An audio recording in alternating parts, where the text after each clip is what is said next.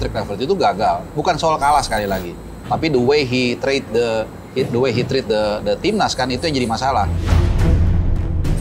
Setahu saya hanya ada satu pemain yang bermasalah.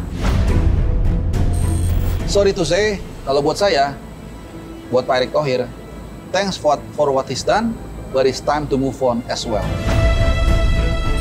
Saya melihat tidak ada tanda-tanda beliau akan mengembalikan sepak bola kita ke arah yang seperti sedia kala.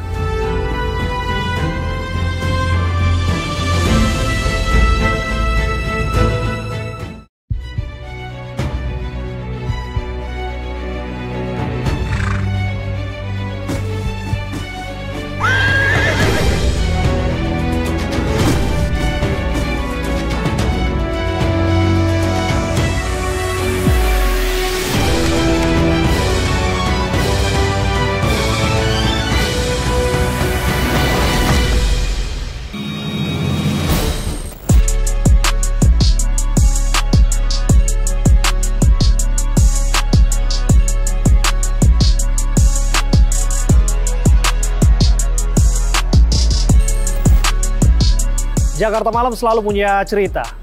Cerita di mana asa dan mimpi dibentuk untuk orang meraih kesuksesan di ibu kota.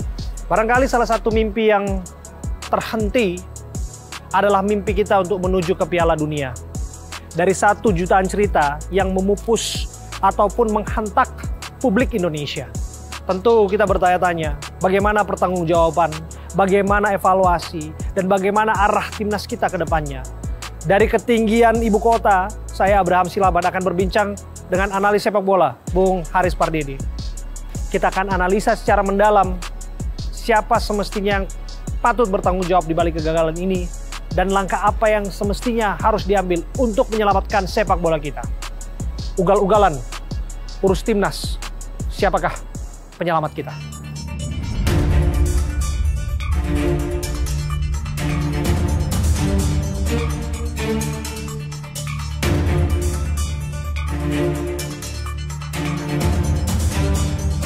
Seperti yang saya sebutkan, saya akan menikmati pemandangan Jakarta malam hari bersama dengan seorang analis sepak bola, Bung Haris Pardede. Selamat malam, Bung Harpa. Halo, selamat malam. Apa kabar? Baik. Terima kasih sudah diundang. Bagus ya pemandangannya. Pemandangannya bagus dan juga berangin. Dan juga berangin ya. Ya memang kita ada di ketinggian gitu. Dan biasanya memang setiap di ketinggian itu anginnya makin kenceng. Tapi untuk point of view ini, sudah pernah melihat kota Jakarta dari sisi ini? Inilah kerasnya Jakarta ya. Jadi yang benar tadi dikatakan bahwa jutaan orang, bahkan kalau malam 10 juta katanya. Kalau siang jadi 12 juta. Betul. Karena kan orang banyak yang ke dalam kota ya, dari outskirts kan. Betul. Jadi ya seorang pemimpin atau nakoda yang hebat lahir dari ya pertarungan yang keras seperti di Jakarta ini. Pertarungan yang keras di Jakarta, layaknya kita berdiri di sini juga, anginnya juga relatif kencang. Ya memang setiap orang yang menjadi pemimpin pasti dia ada di posisi tinggi. Betul. Kita dari ketinggian, kemudian ada anginnya gitu loh. Tapi apakah angin itu juga terasa di timnas hari-hari ini? Utamanya di federasi yang ngurusin timnas atau sosok yang ngurusin timnas? Iya, sangat luar biasa ya. Karena sepak bola ini seperti dua sisi mata uang. Iya. Kadang-kadang dia bisa jadi obat, kadang-kadang dia bisa juga menjadi sebaliknya, menjadi dalam tanda kutip ya racun. Artinya kalau kita misalnya menunggu tim nasional main, ketika hari H itu tiba, Timnas Day itu tiba, maka semua orang nggak sabar nunggu. Dan kemudian itu menjadi pelipur lara mungkin di tengah kekalutan hidup ekonomi dan lain-lain.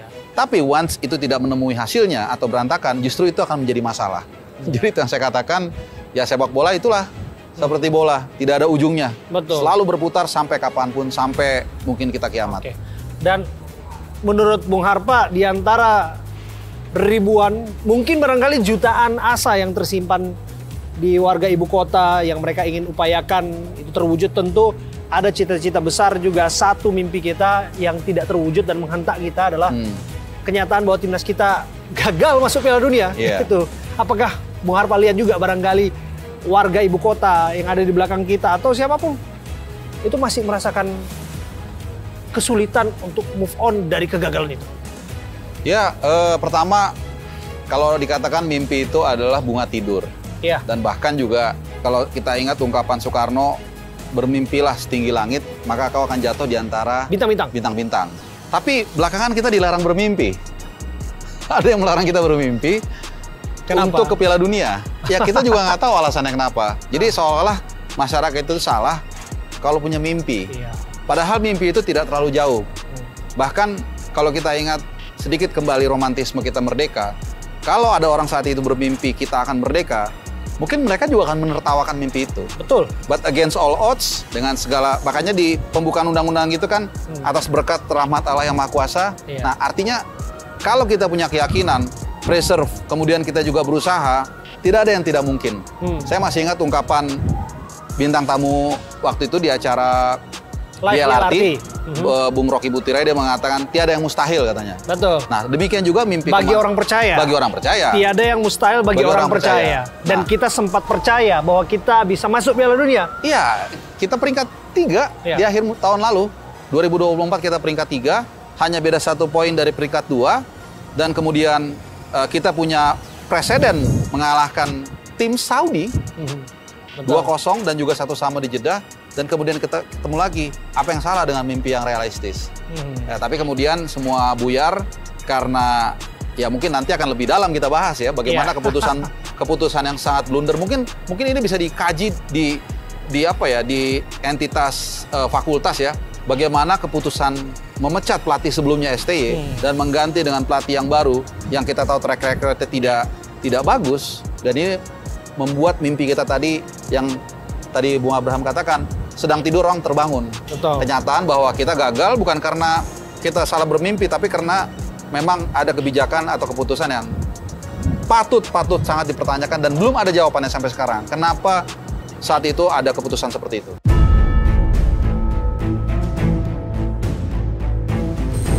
Ya, dari situlah kemudian pemimpin diuji, bagaimana kemudian pengambilan keputusannya diambil pada saat itu, dan kemudian bagaimana dampak dari keputusan itu.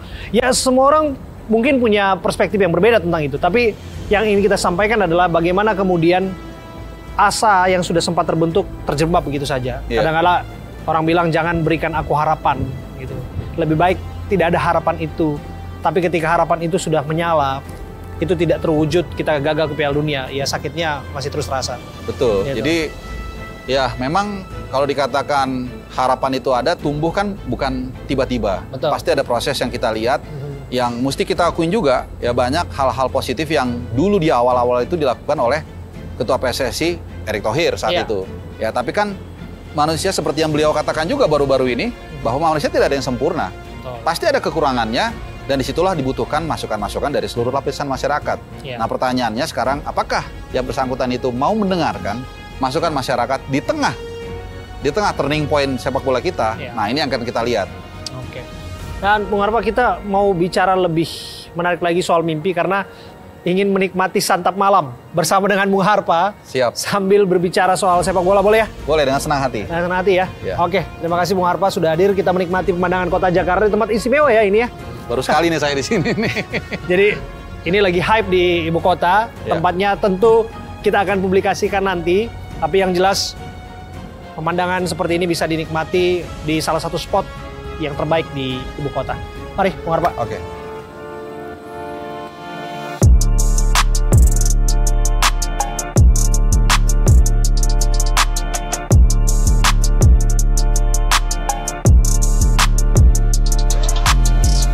Ini bukan bincang bola biasa, kita sambil tentu pemandangan kota malam Jakarta. Tapi backgroundnya ini, Jakarta International Stadium.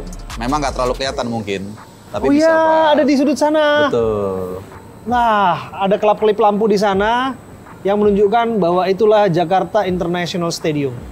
Jadi kita sambil menikmati makan malam dengan background stadion sepak bola. Iya.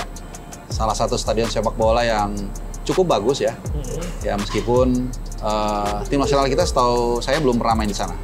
Yang senior. Itu sempat ramai juga kan polemik di situ ya. Sampai dibawa ke arah politik. Betul, itu yang saya kurang sepakat. Makanya sepak bola itu jangan digabungkan dengan politik elektoral.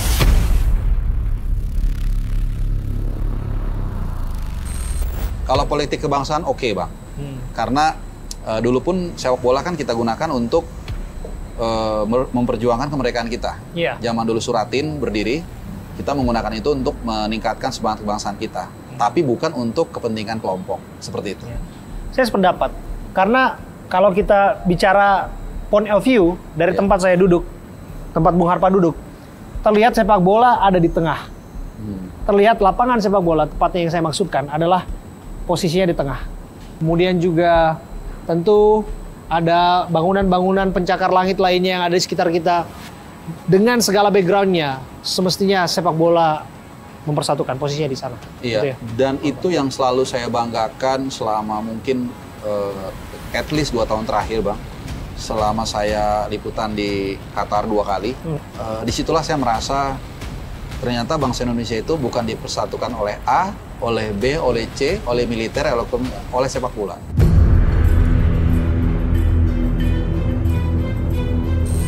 Saya masih ingat ketika kita mengalahkan Korea Selatan dalam drama penalti 11-10.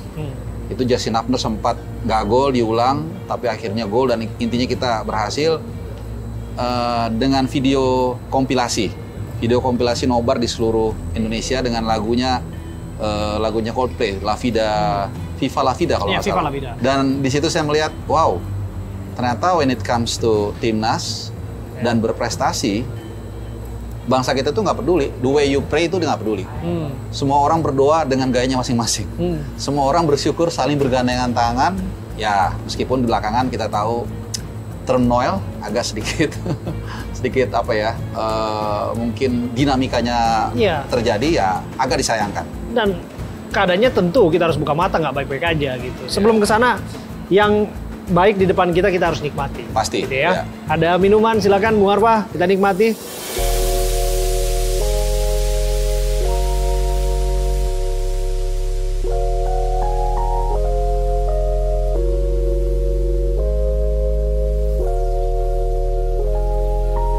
Tahu juga kan matahari terbit dari timur. Asik. Kemudian katanya membangun sepak bola Indonesia semestinya dari timur gitu kan ya. Apakah kemudian timnas kita memang harus dibangun oleh timur?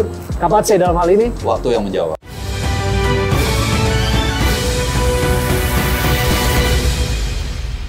Percaya.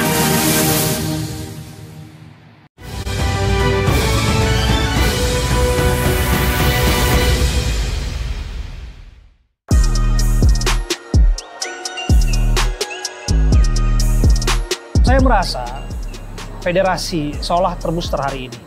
Lepas bahwa kita belum melihat kemana arahnya. Mau dibawa kemana ini semua? Ya, sebenarnya perbincangan bola atau tim nasional kita ini memang bukan hanya berkutat di 1 titik atau 2 titik. Bukan hanya soal Sintayong atau bukan Sintayong. Bukan hanya lolos atau nggak lolos. Kalau kita sedikit berromantisme dengan perjuangan-perjuangan sebagai bangsa sampai saat ini, kan juga bukan selalu berhasil. Pasti ada failed-nya, but we always came stronger and stronger gitu loh. Nah, ada berapa? 200 lebih anggota FIFA di seluruh dunia, mungkin yang punya kans untuk lolos Piala Dunia dan pernah mungkin sekitar 70 atau 80. Kan nggak mungkin juga semuanya lolos. Betul. Hanya 48 sekarang jatahnya. 2026 pun udah 48, 2030 bahkan katanya mau ditambah lagi. Betul, nah, tapi ya gagal nggak gagal itu soal kedua. Tapi kan yang kita lihat kemarin ini gagal karena ada beberapa kebijakan yang seharusnya nggak perlu diambil. Gitu. Oke, orang bilang misalnya soal pergantian pelatih. Emang kalau bukan Patrick Kluivert pasti berhasil? Nggak juga. Nggak ada yang memastikan. Karena setahu saya tim nasional di dunia ini yang nggak lolos itu cuman mungkin Brazil kalau nggak salah ya. Tapi sisanya tuh pasti pernah gagal, kecuali Brazil setahu saya. Artinya kalaupun kita gagal, it's okay juga. Tapi bagaimana kita gagal dan kemudian bagaimana federasi merespon itu. Itu yang saya pikir menjadi menarik untuk kita bahas. Iya, menarik untuk kita bahas tentu dengan sajian makanan yang akan dihidangkan kepada kita. Yang tentu saja dengan menu-menu yang akan Sudah makan belum, kan? Kebetulan belum. Memang belum makan. Memang belum makan. Selamat malam Bapak-Bapak. Selamat malam juga. Saya ini macam nggak asing ini. Iya, saya akan menghadirkan menu main course kita hari ini adalah fish dory with butter lemon sauce. Dan namun sebelum itu, saya akan juga membawakan menu lainnya. Namun ini bukan untuk perut. Ini adalah untuk imajinasi kita. Karena kita akan kembali merajut mimpi yang kemarin sempat pupus untuk ke Piala Dunia. Kita akan rajut kembali mimpi itu untuk bisa ke Piala Dunia berikutnya. Dan ada 5 menu yang kita tawarkan yang akan nantinya mungkin ya bisa menjadi nakoda dari timnas Indonesia. Karena kemarin udah ada omongan-omongan bahwa sudah ada 5 katanya, dan 3 negara yang disebut ada Amerika, ada Australia dan juga Belanda. Dan mungkin akan saya perkenalkan, mungkin bapak-bapak di sini mungkin ada yang tertarik. Menu pertama akan saya sampaikan ini adalah Anthony Hudson. Ini mungkin Pak Bung Harpa dan Bung Abe juga sudah tidak asing dengan sosok pelatih asal Amerika ini. Iya. Ini ibarat American style burger ya. Jadi karir pelatihnya cukup baik, 2008 sampai 2025. Klubnya ada 6, melatih 6 klub, timnas ada 3, terakhir sekarang jadi pelatih interim dari timnas Thailand. Saya ke Bung Abe dulu nih. Boleh. Cocok dirasa menu yang satu ini. Ini agak sedikit pedas, tidak pedas sama sekali karena American style. Iya, sebenarnya kan ini mungkin sedikit sebelum kesini ya, bahwa pemecatan dan pemelataan dan penunjukan pelatih baru ini sepertinya agak sedikit ada yang berbeda dibandingkan sebelumnya. Kalau sebelumnya mencatnya pakai Rapatesco, menentukannya juga pakai Rapatesco. Kalau sekarang kan belum rapat-rapat kan? Belum rapat-rapat, udah keluar 5 nama. Keluar 5 nama. Di kantong katanya. Nah, nggak tahu kantong kiri apa kanan itu. Ini apakah ini hasil perundingan dari Chef Exco atau cuman one man show? Tapi kita akan tapi dia salah satu calon yang bagus lah. Calon yang bagus ya. Tapi Anda kira-kira berminat untuk disajikan di timnas Indonesia? Interimnya Thailand. Iya, cita rasa Thailand dihadirkan di Indonesia. Kalau Tom Yum. Perpaduan Tom Yum dan burger. Nah, ini agak gaduh-gaduh rasanya, tapi agak susah karena memang dia saat ini menjadi pelatih interim di Thailand. Tapi apapun bisa terjadi sebenarnya karena memang masih pelatih sementara. Dan kedua ini kalau kita lihat ada kemarin pelunya adalah Australia. Ini ada Graham Arnold. Bung Harpa tentu sangat hafal dengan Graham Arnold 4 kali atau berapa kali? 3 kali ketemu Indonesia? 3 kali ketemu di Piala Asia kita kalah 4-0 bersama Australia. Lalu kualifikasi Piala Dunia round 3 di GBK kita main 0-0, masih dia pelatihnya. Dan terakhir kita menghadapi dia di Irak. Saat berhadapan dengan Irak kita kalah. Dan saya beberapa kali juga interview yang bersangkutan. Betul. Bahasa Inggrisnya bagus. Bahasa Inggrisnya bagus. Berarti kendala bahasa. Nggak ada kendala bahasa ya. Memang nggak ada apa? Memang nggak ada. Sebenarnya ada. Di Irak kan dia nggak bisa bahasa Arab, tapi nggak ada masalah ternyata. Bahasa itu bukan masalah sebenarnya. Bahasa universal itu adalah sepak bola. Oke, kita akan hadirkan menu ketiga. Di sini ada Frank de Boer. Nah ini sebagai pecinta. Cita rasa Belanda lagi kita kembalikan total football di Indonesia. Ya, ini menu yang tidak asing sebenarnya karena bagi ketua umum, ya karena memang sebelumnya pernah melatih di Inter Milan. Tapi apakah ini akan jadi menu yang andalan di timnas Indonesia? Mungkin bapak-bapak berminat. Gimana? Kalau kita lihat 55 tahun usianya timnas. Kalau saya ingat dia ini, sebenarnya ada fun fact yang menarik.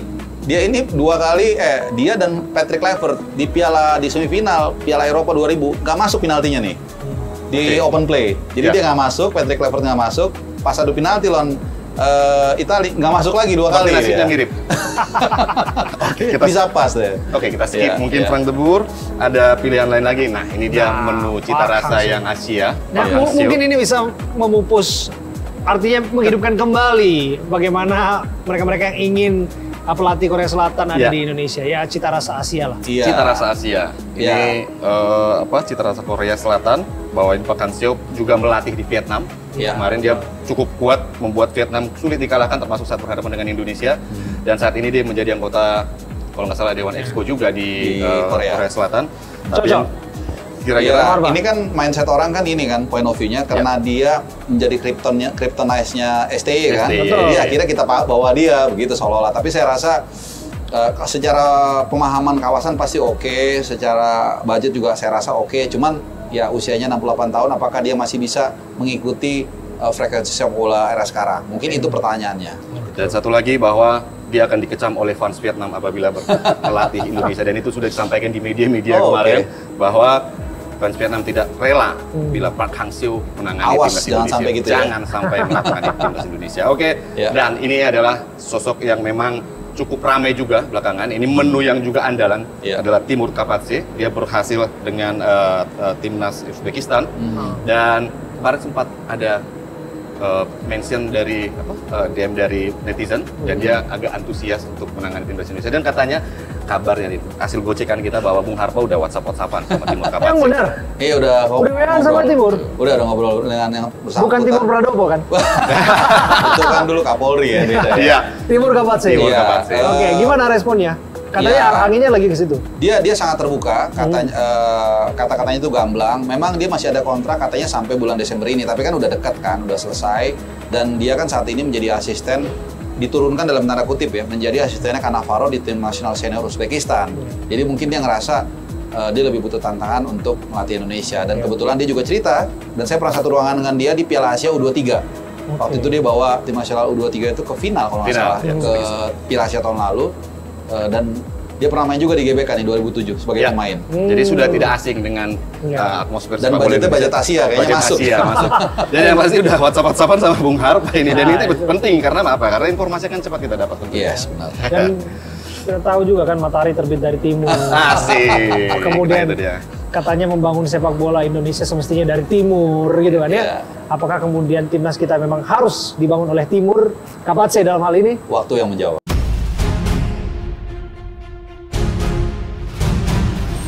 Waktu yang menjawab. Nah, itu dia ada 5 menu tim pelatih. Ini kita yang digocek tawarkan. betul ya sama dia. Ini Tadi, kawan kita yang satu ini nih, Bung Marco ini ya.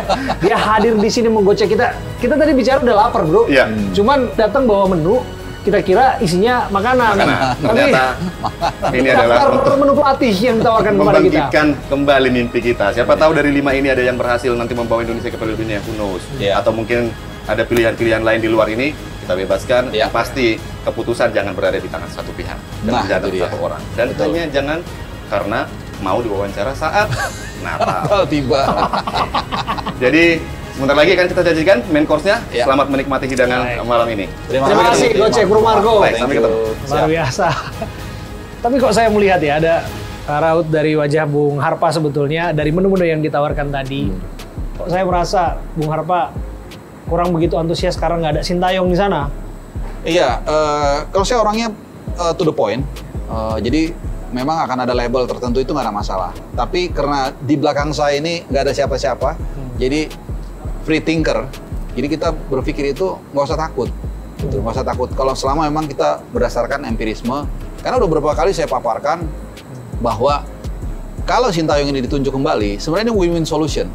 Mau dari aspek ekonomi, ya kan budget masuk. Karena pemerintah sendiri mengatakan kita harus efisien. Sementara kita masih mencicil pesangon atau gaji dia. Artinya itu bisa dikonversi menjadi gaji. Satu. Kedua, dari segi substansi, ya udah pasti dia kenal sepak bola kita. Betul. Kita berbicara nyari yang paham kawasan Asia, kawasan Asia kan. Ini udah paham bukan hanya Asia, Indonesia. Betul. Acceptance public, I can guarantee. Dan kemarin saya kebetulan talk show dengan, Oh iya, Waduh. masuk nih main course-nya.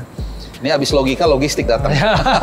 Pensir Terima kasih. dengan sangat hati. Untuk makan Terima kasih. malamnya hari ini ada pensir dory Ya. with mashed potato and lemon butter sauce ya Pak. Oke, thank you ya. Terima kasih banyak Terima atas kasih, hidangannya. Bapak. Terima kasih. Terima kasih. Terima kasih. Bisa dilanjut, Bung Harpa? Ya, jadi acceptance juga cukup tinggi, kemudian juga dia available dan sudah memberikan kode. Kenapa saya katakan menang semuanya? Saya yakin banget, saya yakin sekali kalau dia ditarik kembali itu akan memberikan kepercayaan kembali kepada PSSI. Termasuk ketua umumnya Erick Thohir, kemudian juga kalau bahasa hukumnya itu Yunto Pak Prabowo, tentu orang akan mengapresiasi bahwa anak buahnya ini punya bisa mengambil keputusan yang bagus. Kan seperti itu, walaupun mungkin Populis maksudnya. populis lah gitu. Tapi setelah substansi juga masuk. Jadi dari semua aspek. Tapi again, Itu kan katanya masa lalu. Saya Bung pikir- Harpa. Ya saya- kita dianggapnya itu udah bagian dari masa lalu, layaknya Patrick Kluivert gitu ya, move on saja begitu. ya move on itu kan harus ke arah yang benar kan. Ya. Kalau ke arah yang benar itu bisa kemana aja. Dan kalau kita lihat tidak sedikit kok pelatih yang comeback itu sukses. Renard itu Oke. pelatih Arab Saudi yang kemudian dia keluar dan masuk lagi sukses juga. Dan banyak sekali contoh-contoh pelatih yang kembali. Jose Mourinho di Chelsea comeback sukses juga. Ancelotti di Real Madrid sukses juga. Walaupun ada juga yang gagal. Betul. Ada juga. Jadi itu bukan patokan. Jadi CLBK itu tidak patokan pasti sukses dan pasti nggak sukses. Yang pasti penilaian empirisme itu yang kita kedepankan. Oke. Sambil nikmati hidangannya, Bung Harpa ya. Siap.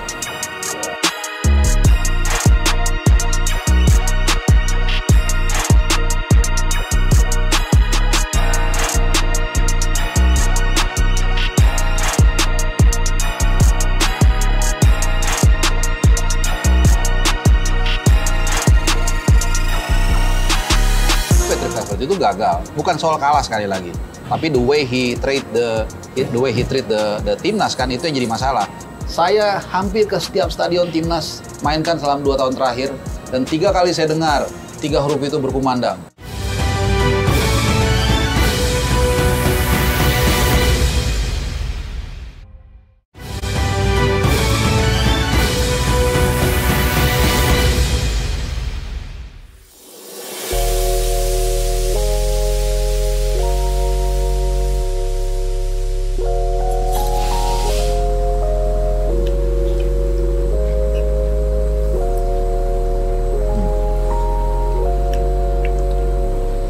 Bicara soal tadi itu masa lalu, tapi ini masa kini. Ya. Yang bisa kita nikmati adalah yang masa kini, seperti apa yang ada di hadapan kita gitu. Tapi kok iya bicara seperti itu, ada aja anggapan Bung Harpa ini terlihat seperti orang yang susah move on. Kemudian disebut jangan-jangan agennya Sintayong gitu. Gimana Bung Harpa menjawabnya? Ya sebenarnya memang kita harus akui juga ya bahwa pemilihan kepelatihan ini memang ada mekanismenya, itu harus kita akui. Melalui ESCO, ya konon ada rapat ESCO yang seharusnya saya tahu, kemudian mereka menentukan beberapa nama, meskipun ini jadi anomali dengan apa yang disajikan oleh Bro Marco tadi kan, karena belum ada rapat ESCO setahu saya. Betul. Tapi kemudian Ketua Umum mengatakan sudah ada 5 calon, nah ini kan ada gap lagi nih. Nah ini mirip-mirip ketika pengambilan keputusan untuk berhentikan Sintayong nggak sih? Justru berbeda. Katanya kan pada saat pengambilan keputusan memberhentikan Sintayong tidak ada rapat ESCO, atau betul? Setahu saya ada. Oh ada? Setahu saya ada, Oke. Pak Sekjen waktu itu yang mengatakan, dan saat itu salah satu ESCO mengatakan memberikan kode lah akan memecat Sintayong dan sekaligus menentukan pelatih barunya. Okay. Nah sekarang kan belum ada rapat sama sekali, jadi pecatnya tidak dengan rapat ESCO, menyaring kandidatnya pun tidak dengan rapat ESCO gitu. Tapi oke lah, anggaplah itu ADART mereka yang kita nggak tahu, mungkin ada pengecualian atau apa. Tapi yang menjadi masalah adalah begini, ada beberapa standing point mengatakan nggak selalu juga apa yang ada di masyarakat itu kita dengarkan. Tapi saya rasa saya balik, bukannya harusnya masyarakat itu patut didengarkan. Dan itu pernah terjadi insiden di bulan Januari, tanggal 6, ketika masyarakat yang saat itu sangat vibes dengan timnas, dengan pelatihnya Sintayong, kemudian federasi mengambil keputusan yang berseberangan karena mereka punya mekanisme sendiri. Dan hasilnya kita lihat semua. Kalau kita setuju bahwa Patrick Kluivert itu gagal, bukan soal kalah sekali lagi, tapi the way he treat the timnas kan itu yang jadi masalah. Nah sekarang apakah kita akan membiarkan lagi mereka one man show seperti yang dikatakan Bro Marco? Not even federasi loh. One man show-nya itu kita biarkan dia mengambil keputusan tanpa mendengar Vox Populi Vox Voi, suara rakyat suara Tuhan. Yang ternyata waktu itu benar suara rakyat. Saya yakin memang kalau memang saat itu Sintayong masih melatih, tidak ada yang bisa menjamin kita akan lolos. Betul. Tapi saya yakin vibes, acceptance, dan suasana di tim dan gaya bermain yang sudah dia pahami selama 5 tahun akan lebih baik perjuangan kita di round 4 kemarin.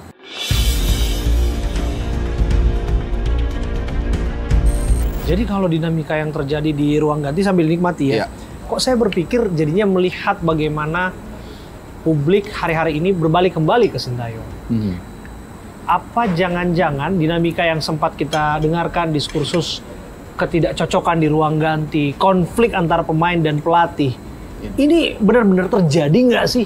Atau jangan-jangan memang ini fabrikasi? Ya, kita pernah punya atasan, pernah punya bawahan. Kita pasti pernah ngomongin atasan kita. Persis. Pasti kita pernah tidak suka dengan atasan kita. Persis juga kita pernah tidak suka dengan bawahan kita. Betul. Apapun itu, mau subjektif mau objektif. Demikian juga di dalam internal timnas. Ada 23 kepala, mungkin lebih. Nggak mungkin semuanya mulus-mulus saja. Ketika menampilkan satu line up, 11 pemain. Pasti ada yang merasa saya layak, tapi kok saya nggak dipasang. Pasti dia ada yang menggerutu. It's normal, that's why ada manajemen konflik. Nah, apakah ada konflik di timnas saat itu? Setahu saya hanya ada satu pemain yang bermasalah.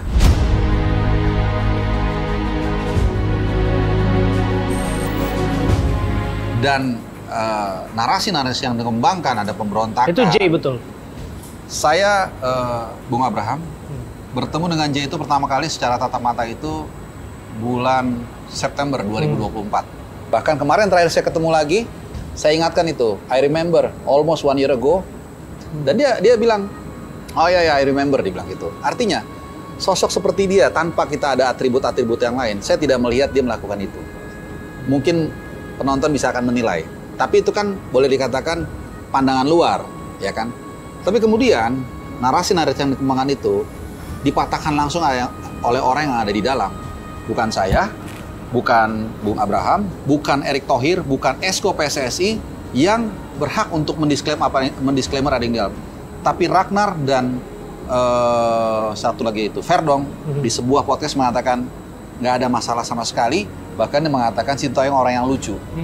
Sekali lagi, apakah di dalam hati ada yang nggak serak? Itu normal saja. Dan terakhir, kalau mereka tidak sungguh-sungguh, kalau orang-orang di sini nggak sungguh-sungguh dengan atasan, nggak mungkin dia akan bermain fight seperti ketika menghadapi Saudi 2-0. Iya, betul. Dan perlu diingat, 2 gol itu adalah pure kreasi dari Sintayong. Rekan saya, Bung Kita Suwondo, itu dia melihat langsung bagaimana serangan balik itu dilatih berulang kali, 3 pemain terdepan itu harus lari. Iya. Artinya, mereka menang dengan sungguh-sungguh dan menjalankan instruksi pelatih. Dari mana logikanya bahwa terjadi pemberontakan? Seperti itu.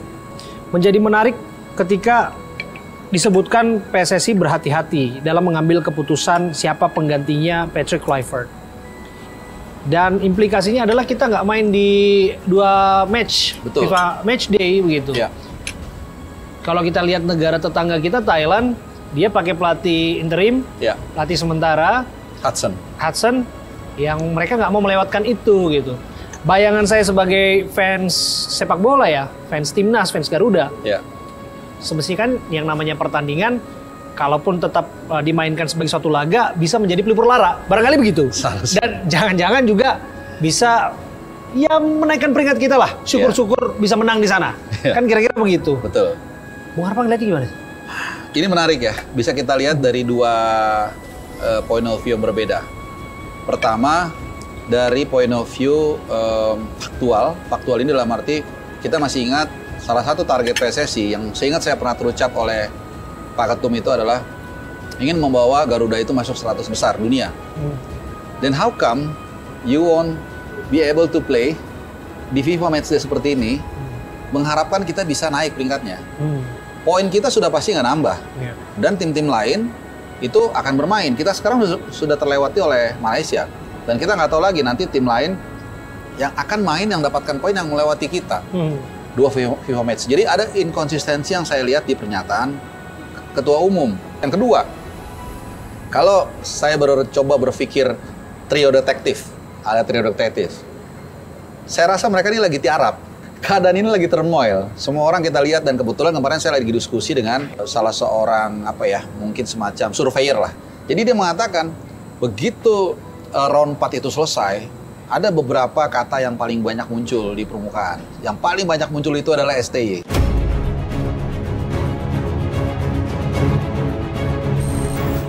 STY, kemudian Timnas, dan lain-lain. Artinya, kalau kita lagi-lagi bicara dari sudut pandang trio detektif, mungkin mereka mikir, wah, ini kalau kita bikin FIFA Match jadi kuburan buat kita nih.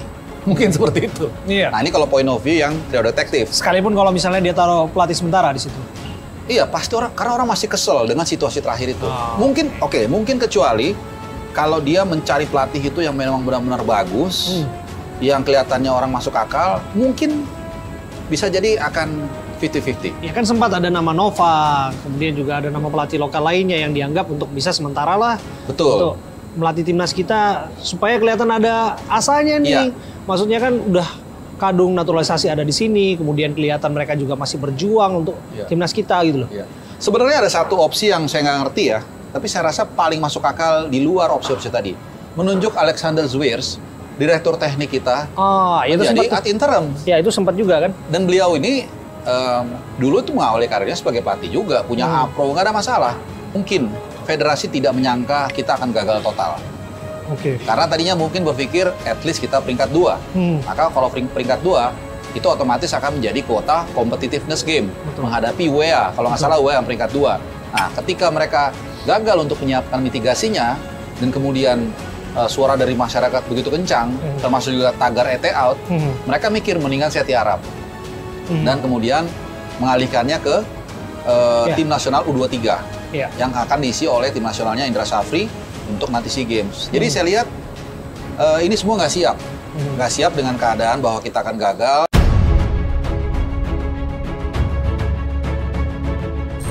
Cara menikmati makanan ini, menurut Bung Harpa gimana makanannya?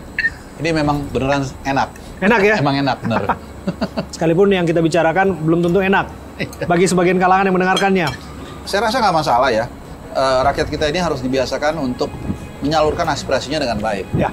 Saya rasa kalau kita menyalurkan aspirasi itu dengan tulus, tidak punya kepentingan, dan kita kemudian menyampaikannya dengan kalimat yang cukup santun, saya rasa mereka nggak akan berani ngapa-ngapain. Satu pun nggak ada yang hubungin saya kok.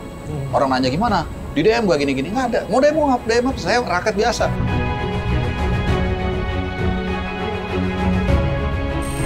Jadi kenapa kita mesti takut?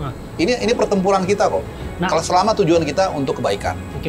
Yang lucu kan memang kalau kita lihat fenomena federasi hari-hari ini ya, kalau kita bandingkan dengan periode sebelumnya, zaman Nurdin Halid, ketidakpuasan itu langsung diluapkan oleh supporter timnas kita. Ya. Jangankan supporter timnas kita, exco-nya juga speak up begitu loh. Dan hari ini exco-nya ada di mana? Kenapa fenomenanya berbeda, Bung Haris? Hari-hari ini kita ada di era keterbukaan media sosial, kita hidup di negara demokrasi. Kok ya zaman dulu kita masih ingat tuh Nurdin Halid bisa didemo dengan tagline-nya revolusi. Iya, ada revolusi waktu itu kan. Dan kok hari ini ketika ada kekecewaan terhadap sosok orang nomor 1 di tubuh PSSI Pak Erick Thohir, seolah adem-adem saja, adem ayem aja. Saya rasa pola komunikasi ya. Pola komunikasi yang dibangun itu satu arah. Dan kemudian ketika mungkin ketika mereka merasa sedang di atas angin, karena jujur aja Bung Abe, ketika timnas itu berjaya di Piala Asia Senior, U23 dan lolos ke round 3, itu sepertinya siapapun yang ada di lingkaran itu akan kekerek ke atas. Mungkin ya mereka merasa jumawa, jadi mungkin mereka akhirnya membangun tembok komunikasi dengan orang. Iya. Nah itu kan mungkin makanya mereka bisa mengambil keputusan yang blunder. Betul. Bahkan yang setahu saya, divisi komunikasi PSSI itu di overhaul habis-habisan. Dan setahu saya nggak usah sebut nama, hanya satu yang disisakan di situ, itu pun karena dia mohon stay. Jadi dia mau kuasain itu komunikasi, tapi untuk tujuan yang pada akhirnya kita lihat tidak kondusif.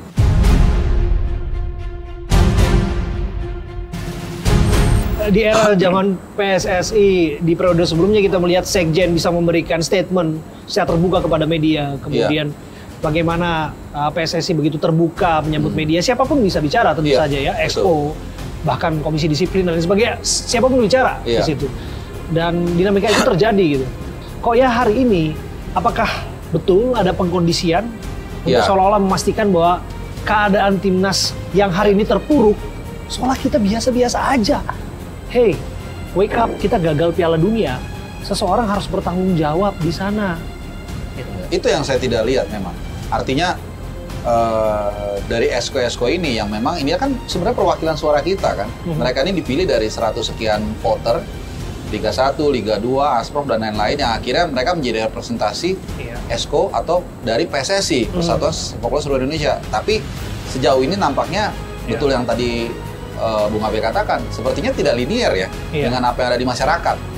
Dan kalau dikatakan, sekali lagi sedikit saya agak melenceng ya, kalau dikatakan, ada yang mengatakan, wah itu kan suara di sosial media mungkin buzzer.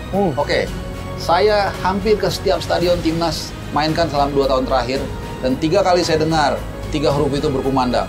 Di Sydney, di Sidoarjo, dan juga di King Abdullah Sport City. Ya. Nama Sintayong itu berkumandang, tapi bukan individunya, tapi sebagai simbol ketidaksukaan dari fans ke federasi.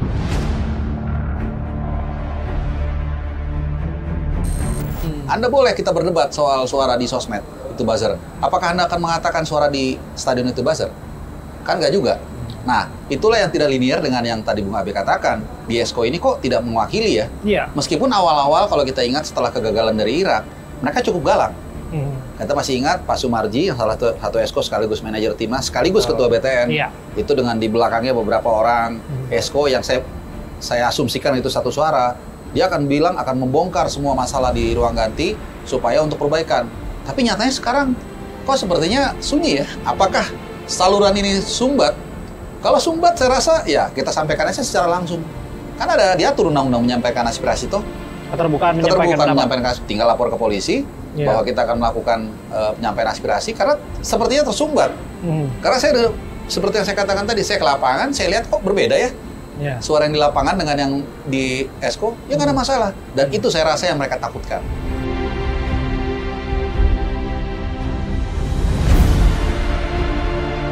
Jadi, sorry to say, kalau buat saya, buat Pak Erick Thohir, thanks for what he's done, but it's time to move on as well. Saya melihat tidak ada tanda-tanda beliau akan mengembalikan sepak bola kita ke arah yang seperti sedia kala.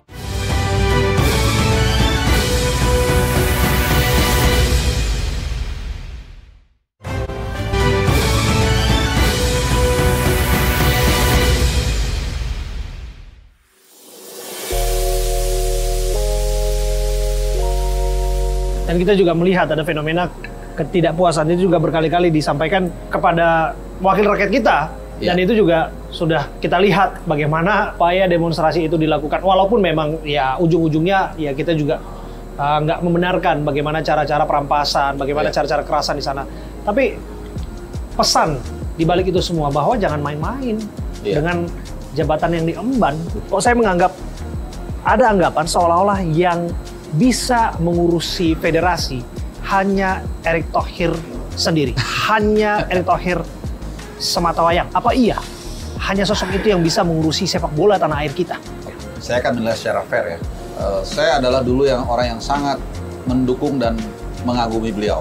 Banyak hal yang positif yang dilakukan beliau, itu tidak bisa dipungkiri. But roda harus berputar. Orang ada masanya, masa ada orangnya.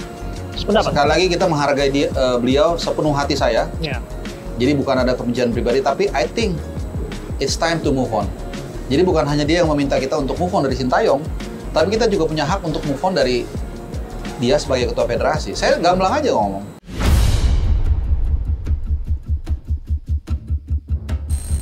Namun saya udah banyak lari, kemudian juga saya yakin Mosi tidak percaya dari masyarakat. 80% saya yakin juga, mungkin nggak semua saya yakin, itu sudah berkumandang. Dia saya lihat dari mulai, jadi ini bukan soal pemecatan Sintayong aja, itu hanya satu dari runtutan rentetan dari blunder yang dilakukan oleh yang bersangkutan. Kita nanti akan dihadapkan pada AFF 2026. Betul. Detik ini 39 tahun gagal kita Piala Asia ya. Lalu Piala Asia, betul 2027. bulan Januari, dan itu bukan 2 tahun lagi loh. 1 tahun 2 bulan lagi. Betul. Karena Januari 2027. Betul. Dan itu nggak lama lagi. Kenapa saya katakan nggak lama? Karena tim nasional itu bukan seperti klub. Saya tunjuk misalnya si A jadi pelatih di satu klub. Ya, 3 minggu lagi main, tiap hari bisa ketemu. Timnas kan enggak. 2-3 hari dia baru berkumpul. Nanti ada lagi bulan Maret. Ada lagi bulan Juni, itu nggak lama. Jadi, sorry to say, kalau buat saya, buat Pak Erick Thohir, thanks for what he's done, but it's time to move on as well.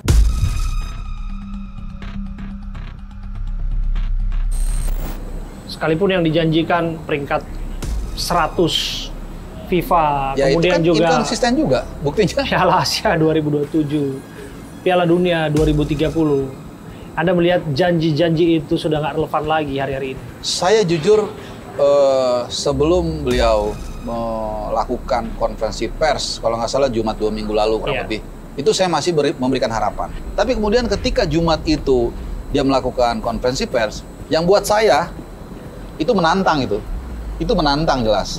Dia benturkan kita dengan pemain, bahkan juga disebut media jangan provokasi.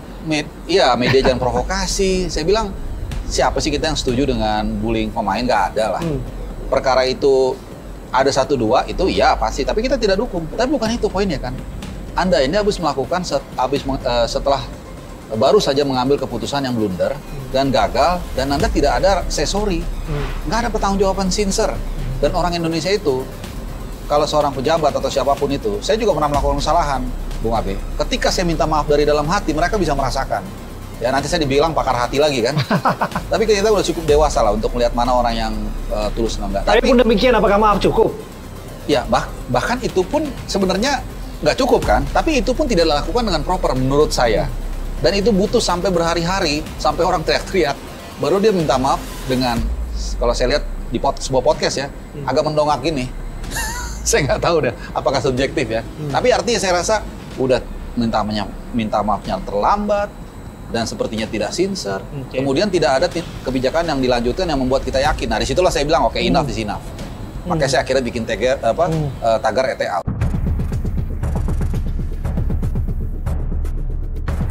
Pertanyaan berikutnya, siapa di belakang Pak Erik? Harusnya dipertanyakan.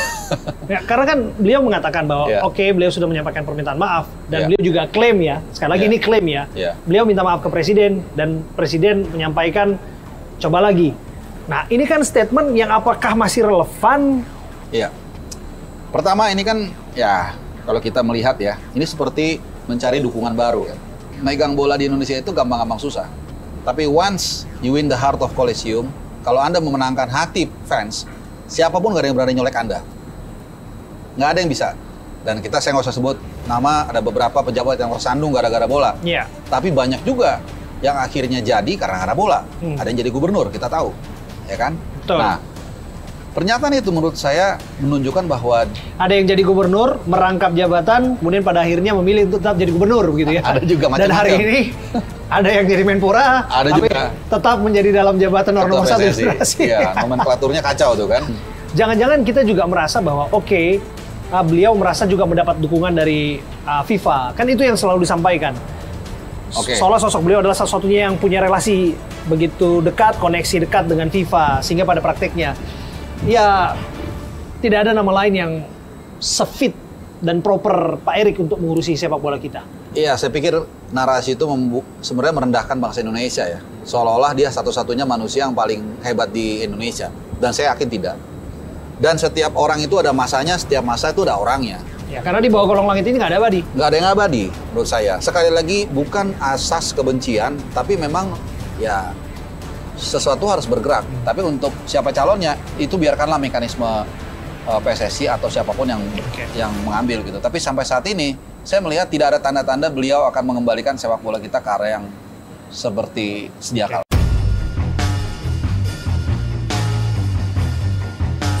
Ada anggapan yang mengatakan kalau kemudian ada dorongan untuk mencopot Pak Erik sebagai ketua umum PSSI, maka yang terjadi adalah membiarkan mafia sepak bola berkuasa. Anda tentu udah dengar anggapan itu. Bagaimana tanggapan? Ya, saya pikir itu sama ya. Narasi yang dikembangkan dari waktu ke waktu, dari pergantian rezim yang saya tahu dari seluruh dunia, selalu ditakut-takuti seperti itu. Sekali lagi memang tidak ada jaminan. Tidak ada jaminan. Nggak ada yang bisa memastikan apa yang akan terjadi 5 menit lagi, 5 detik lagi, bahwa penggantinya ini akan bisa sama atau lebih baik dari Pak Erick Thohir. Tidak ada. Tidak mungkin, bukan tidak mungkin juga, yang menggantikan ini akan lebih baik, akan meneruskan legasinya Pak Erick Thohir menjadi lebih baik lagi. Menurut saya itu kan mengapa kemudian dalam demokrasi modern itu jabatan dibatasi. Iya, 5 tahun sekali 5 misalnya tahun sekali. dalam konteks kepala daerah ataupun presiden Di Indonesia. Kalau di Amerika 4 tahun sekali kan. Betul. Nah ini kan hasil kontemplasi dari kaum borjuis ratusan tahun lalu kan di Eropa. Betul. Ya, ketika penguasa itu berkuasa tanpa batas, kemudian dia menjadi hukum juga dan akhirnya tidak ada perubahan. Oh ya. Betul. Wah. Oke. Ini yang saya paling suka ini. Saya tahu. Terima kasih. Terima kasih. Ini makanannya enak. Terima kasih Bapak. Honestly memang enak. Honestly enak Honestly ya. enak. Lembut makanannya tapi keras percakapannya. Iya betul. Terima kasih ya Mbak Minta ya. Iya, jadi itu yang saya katakan tadi, sekarang ini kan nggak bisa kita terlalu mengkultuskan individu nih. Ya kan, banyak pengalaman kita ya mengkultuskan satu sosok, lalu kemudian di akhirnya kita kecewa. Saya nggak usah sebut nama, banyak lah yang terjadi itu, dan di seluruh dunia pun seperti itu. Itu lagi balik, makanya kekuasaan itu dibatasi, sehingga apa? Sehingga karena orang itu lama-lama kan hektik dia, lama-lama buntu. Baik itu karena memang dia sudah terlalu zona nyaman, atau mungkin karena usia, fisik. Itu kan tidak bisa dibohongin secara natural. That's why dibikinlah constraint seperti itu, bahwa ya ada batas-batasnya juga gitu loh. Jadi ya untuk masanya Pak Erik ya, kalau sampai detik ini ya saya nggak ngeliat, kecuali mungkin di akhir tahun ini ada ya katakanlah keputusan-keputusan ataupun tindakan dia yang dibuat yang ternyata berbanding 180 derajat dan itu ternyata bagus, mungkin ya it's okay gitu. Tapi sampai saat ini saya tidak melihat apa yang disajikan beliau, apa yang diambil keputusan itu linear dengan aspirasi masyarakat dan juga kepentingan tim nasional kita. Bung Harpa tadi menyinggung sebaik-baiknya sepak bola dilepaskan dari politik. Memang suka atau nggak suka tidak bisa 100% terpisah memang. Tapi again, yang ada di benak masyarakat itu simpel kan. Kalau ada seseorang pemimpin bisa memberikan manfaat bagi masyarakat, otomatis pasti masyarakat akan berterima kasih. Mungkin tidak hari ini, tapi di lain hari ya waktu yang akan membuktikannya. Iya, betul. Ini luar biasa Bung Harpa. Lantas pertanyaan saya berikutnya, bagaimana masa depan para pemain yang sudah terlanjur dinaturalisasi? Apakah kemudian sepak bola kita akan reset kembali? Apakah gairah itu masih hidup di dada para pemain kita yang mana mereka sudah, tentu kita tidak punya peluang lagi ke Piala Dunia 2026. Tapi prakteknya sepak bola akan terus ada. Yang pertanyaannya, apakah gairah sepak bola itu masih ada di mereka untuk membela timnas kita tentunya? Memang ada 2-3 pemain lah yang mungkin semangatnya sudah luntur, bukan karena apa-apa, tapi karena memang secara usia kelihatannya mereka tidak akan bisa mengejar untuk 2030. Karena kan anggaplah 4 tahun lagi mereka kualifikasi. Itu usianya Tom Hai udah 34. Mungkin 50-50 lah. Masih bisa iya, masih bisa enggak. Joao Pelopesi 31-32, mungkin udah 35-36, mungkin udah susah. Dan satu lagi Sandy Walsh 28. 4 tahun lagi dia usianya 32. Jahit Ses itu kalau nggak salah 24. Rizky juga masih bisa. Rizky masih 24 mungkin. Sama satu lagi Verdong 28. Mungkin Verdong masih bisa lah. Jadi masih banyak. Justin Upton masih 22 kalau nggak salah. Kemudian Kevin Dix masih 20 tengahan. Jadi masih nggak ada masalah. Dan yang kedua juga, mereka kan juga punya kehidupan hari-hari, Bung Adi. Mereka main di klubnya biasa. Saya rasa mereka tetap semangat untuk membela tim nasional kita. Dan saya harap memang seperti itu. Dan lepas dari itu, tentu asa yang dibangun lagi, cita-cita yang dibangun untuk tampil di Piala Dunia 2030. Apa Anda yakin, di bawah kepemimpinan Erick Thohir, Indonesia bisa masuk Piala Dunia 2030? Iya. Sebagaimana yang dijanjikannya? Honestly agak susah ya. Susah kalau masih dia yang ada di sana. Dan satu hal ya, kalau kita sering bicara bahwa pemain naturalisasi itu mau dinaturalisasi karena beliau, rasanya nggak juga. Karena kalau kita lihat Ole itu baru mau dinaturalisasi 2025 awal. Kalau memang gara-gara faktor sosok dia, mungkin dari dulu dia harus sudah mau. Kevin Dix pun baru bulan November dinaturalisasi gitu. Jadi seperti balik lagi tadi, kita tidak bisa hanya mengkulturkan satu individu. Itu yang pertama. Yang kedua, sudah ada presiden bahwa dia melakukan keputusan yang super blunder, yang kemudian kita masih memberikan kesempatan ke dia lagi nih. Nah, apakah kemudian itu dilakukan lagi atau enggak? Kita kan nggak tahu. Tapi yang pasti, balik lagi nih, dari konferensi pers yang kita harapkan ada sesuatu hari Jumat, saya tidak melihat ada secerca harapan. Gitu. Jadi, saya tidak melihat tim nasional kita akan bisa berlayar ke Uruguay. Kebetulan nanti 2030 itu 100 tahun Piala Dunia. Kalau masih sosok dan gaya pengambilan keputusan dan komunikasinya seperti Erick Thohir. Karena saya yakin sebagian besar fans, ya tidak semua, sebagian besar fans tidak akan ada berada di belakang dia. Dan itu bahaya. Ketika satu entitas, satu tentara, kalau rakyatnya nggak mendukung, maka susah untuk memenangkan peperangan. Ya, kalau sedikit kita filosofi, kita lihat Vietnam misalnya. Apa kurang canggihnya Amerika Serikat, ya kan? Dengan filmnya Tour of Duty kan? Betul. Tapi mereka bisa melawan terus. Kenapa? Karena masyarakatnya mendukung. Sementara justru orang Amerika saat itu menolak kan, dengan istilah-istilah baby killers atau apalah. Betul. Jadi perang itu kan soal bagaimana antara pasukannya dengan masyarakat. Nah, saya tidak melihat saat ini nih kompak nih, federasi dengan masyarakatnya. Jadi kalau selama ini masih gini-gini terus, walaupun dia mendapatkan dukungan formal katanya dari presiden, wah ini susah ini. Ini malah bisa nanti, kalau orang Sunda bilang Pak Baliut katanya, kacau. Jadi bisa seret-seret juga nanti ke presiden. Kok Anda mengamini orang sosok yang kita nggak suka seperti itu? Kalau itu benar. Kalau itu benar dapat dukungan. Karena itu kan yang diklaim oleh yang bersangkutan. Karena pernyataannya kan, katanya Pak Presiden mengatakan walaupun gagal tapi coba lagi katanya. Bukan dia katakan didukung sang ketua umum di kursinya, dia nggak mengatakan demikian. Nah ini kan sampai kapan waktu mencobanya? Sampai kapan waktu mencobanya juga kita nggak tahu, nggak clear. Gitu. Jadi ya let's see. Terakhir Bung Harpa, kalaulah kemudian Anda bisa menggambarkan kepada publik sepak bola, seperti apa sih sosok figur yang bisa mampu memimpin federasi kalaulah Erick tidak ada lagi di jabatannya? Figur seperti apa yang bisa membangun sepak bola kita dan membawa cita-cita kita bisa masuk ke Piala Dunia? Ya, pertama kalau kita bicara formal kan ada tatipnya kan, segala macam lah, tapi itu kita singkirkan. Kalau saya bilang yang pertama adalah dia harus passionate dulu. Passionate terhadap bola. Passionate terhadap bola itu nomor satu. Oke. Tapi itu saja tidak cukup. Tentu dia hanya harus punya koneksi. Koneksi itu kemana-mana. Bisa dia koneksi ke FIFA atau ke internasional. Yang terpenting koneksi ke dalam negeri, kejalanan ke pemerintahan, dan juga ke insan sepak bola Indonesia. Lalu yang berikutnya baru tentu kita tidak bisa pungkiri harus ada logistik di sana. Kemudian keempat adalah pemahaman knowledge soal sepak bola. Dan komunikasi lagi tadi balik. Nah, ini adalah beberapa kriteria yang di luar formal yang harus dimiliki. Sehingga nanti kuat. Dan kemudian yang terakhir juga saya lupa, harus berani mengambil keputusan. Karena pemimpin itu, if you decide, you divide.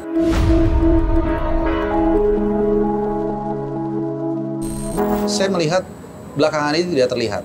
Nah, mudah-mudahan nanti kalau memang siapapun yang menjabat, kalau memang bukan yang sekarang ya, ya dia harus memiliki 5 poin itu. Yang pasti harus lebih baik lagi dari Pak Erick Thohir. Pak Erick Thohir sudah baik, banyak yang dilakukan, tapi pemimpin berikutnya, kalaupun nanti ada, harus lebih baik lagi dari beliau. Dan saya yakin anak bangsa tentu masih banyak yang punya talenta, masih banyak yang punya mimpi juga membawa kita bisa terbang tinggi sepak bola kita. Saya rasa kesimpulannya adalah memang kita sampai pada kesimpulan semua orang ada masanya dan semua masa ada orangnya. Betul. Kira-kira seperti itu. Saya mengutip kembali apa yang disampaikan Bung Rocky Putira ya. Kita harus tetap percaya sih. Ya karena bagi orang percaya tidak akan mustahil. Betul. Terima kasih Bung Harpa, Bung Haris Wardede sudah berbincang bersama kita sambil menikmati makan malam pemandangan kota Jakarta. Terima kasih Bung Harpa sekali lagi. Juga. Terima kasih. Selamat malam. Thank you. Selamat malam. Saya Bram Silawan pamit. Terima kasih. Sampai jumpa.